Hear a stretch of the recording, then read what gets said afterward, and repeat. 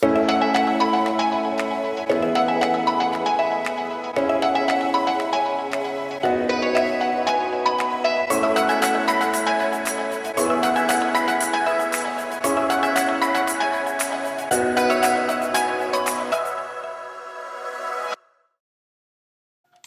guys, as promised, this is part 1 of our How We Plan Our Trips series.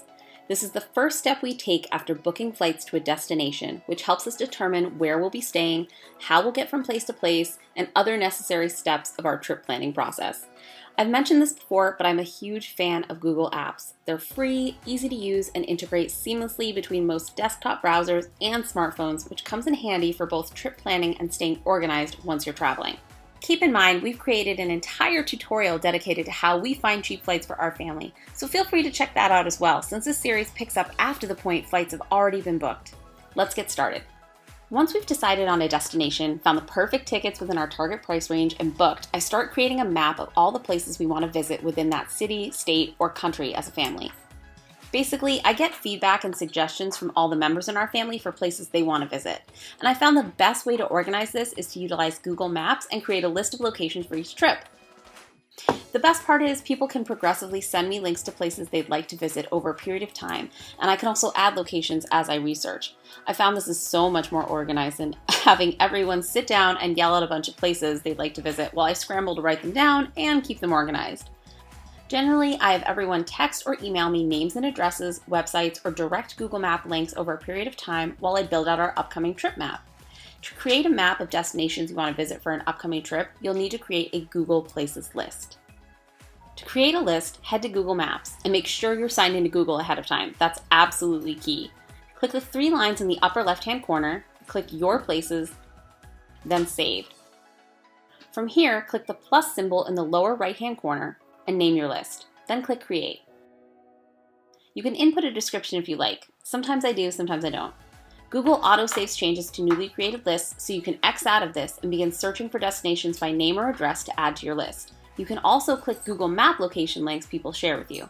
When you're ready to search for locations to add to your list, you can search by name or address, and it should populate in the results.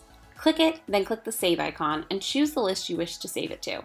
If someone sends you a Google Map location link, click that and it should automatically bring up the location. From there you can again click the Save icon and choose the list you wish to save it to. When it comes to having other people share destinations with you directly through Google Maps, which is my preferred method whenever possible, all you need to do is have them search the destinations like we did earlier.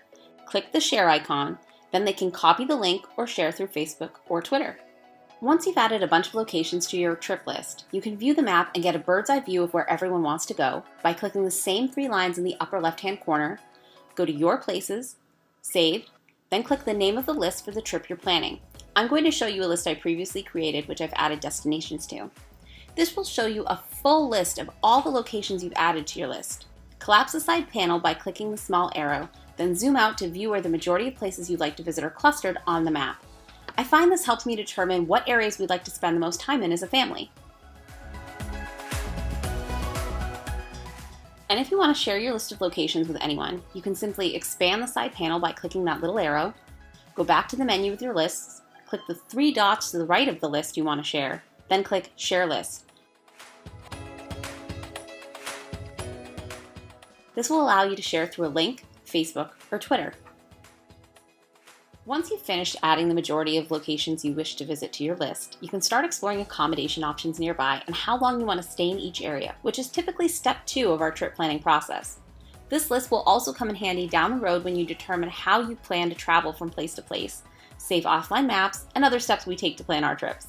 But for now, stay tuned for step 2 of our trip planning process, where we decide where and how long to stay for each segment of our trip.